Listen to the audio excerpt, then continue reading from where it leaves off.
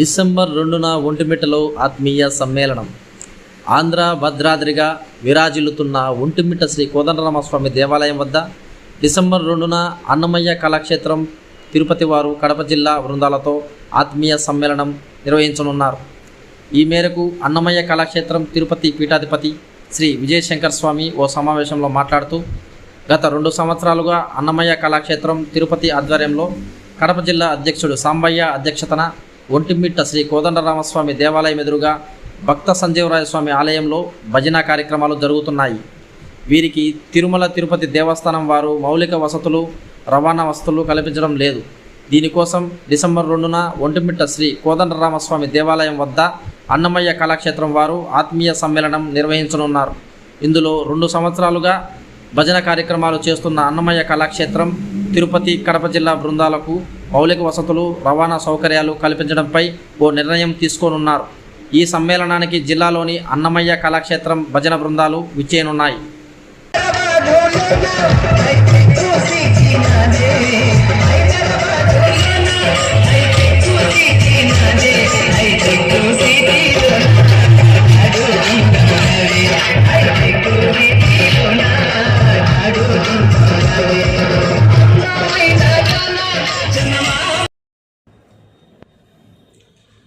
ఓం నమో వెంకటేశాయ. వినా వెంకటేశం ననాథో ననాథా, సదా వెంకటేశం స్మరామి స్మరామి. హరే వెంకటేశం ప్రసీద ప్రసీద, ప్రియం వెంకటేశ ప్రయచ్చ ప్రయచ్చ. నా పేరు విజయశంకర్ స్వామి, అన్నమయ్య కళాక్షేత్ర పీఠాధిపతి, తిరుపతి.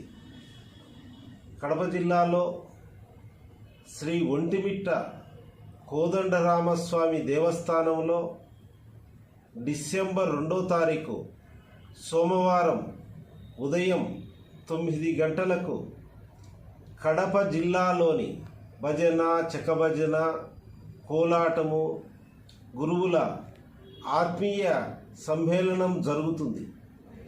ఈ సమ్మేళనం యొక్క ప్రధానమైనటువంటి ఉద్దేశం తిరుమల తిరుపతి దేవస్థానం అనుబంధ పుణ్యక్షేత్రమైనటువంటి ఒంటిమిట్ట కోదండరామస్వామి దేవస్థానంలో గత 2 సంవత్సరాల నుంచి నిరంతరం శాంభయ్య గారి ఆధ్వర్యంలో జరుగుతున్నాయి.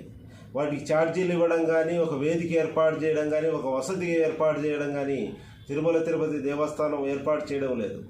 అదేవిధంగా అనేక అనుబంధ పుణ్యక్షేత్రాల అన్నింటి చోట్ల కూడా భజనలు ప్రారంభం కావాలని, వాటికి ఛార్జీలు, వసతి, తిరుమల తిరుపతి దేవస్థానం దర్శనం ఇవ్వాలని డిసెంబర్ 11వ తారీఖు గీతా జయంతి సందర్భంగా తిరుపతిలో ఉన్నటువంటి మంగళంలో ఉన్న మన అన్నమయ్య కళాక్షేత్రం ఆశ్రమం పునరంకితమని అక్కడ అందరము కలిసి ఆంధ్ర, తెలంగాణ, తమిళనాడు, కర్ణాటక 4 రాష్ట్రాల నుంచి అక్కడి నుంచి తిరుమల తిరుపతి దేవస్థానం పరిపాలనా భవనం వరకు గీతాయాత్రని చేస్తున్నాం. అక్కడ అందరము కలిసి మనకు అనుబంధ పుణ్యక్షేత్రాలు అన్ని చోట్ల హరినామ సంకీర్తనలు ప్రారంభించాలని, రాని భజన, కోలాటం, చక్కమైన బృందాలందరికీ అవకాశం ఇవ్వాలని కోరడం జరుగుతుంది. కనుక అందరూ పాల్గొని విజయవంతం చేయండి. ఇందులో ప్రధానంగా శాంభయ్య గారు 2 సంవత్సరాల నుంచి దేవస్థానం దగ్గర అక్కడంటూ వర్షంలో, ఎండకు వారి పక్క గ్రామం ఉంటూ వారి వ్యక్తిగత పని వదులుకొని అక్కడ పూర్తిగా రాముడు సేవలో అంకితమై వారు ఇక్కడ దగ్గరుండి పనులు శాంభయ్య గారు చేస్తున్నారు. శాంభయ్య గారు అంతా స్ఫూర్తిగా వారు ఉన్నారు. వారు దేవాదాయ శాఖ మంత్రిని కలవడం, అనేక రకాల ప్రయత్నాలు ఈ భజన అక్కడ నిలబడాలి, భజనకు వసతులు రావాలని ఒక విశేషమైనటువంటి ప్రయత్నం చేస్తున్నారు. శాంభయ్య గారికి, శాంభయ్య కుటుంబానికి ఖచ్చితంగా రాముడు అనుగ్రహం ఉండి వారికి శుభం కలుగుతుంది. వారికి అదే కడప జిల్లా బ్రహ్మానంద రెడ్డి గారు, తుమ్మల హరినాథ్ గారు అనేక మంది కూడా వారికి సహకరిస్తున్నారు. కనుక ఈ సమావేశం శాంభయ్య గారి ఆధ్వర్యంలో 2వ తారీఖు సోమవారం జరుగుతుంది. అందరూ పాల్గొనండి. తిరుపతి అన్ని పుణ్యక్షేత్రాలు రావడానికి మనందరం కలిసి సమిష్టిగా ప్రయత్నం చేస్తాం.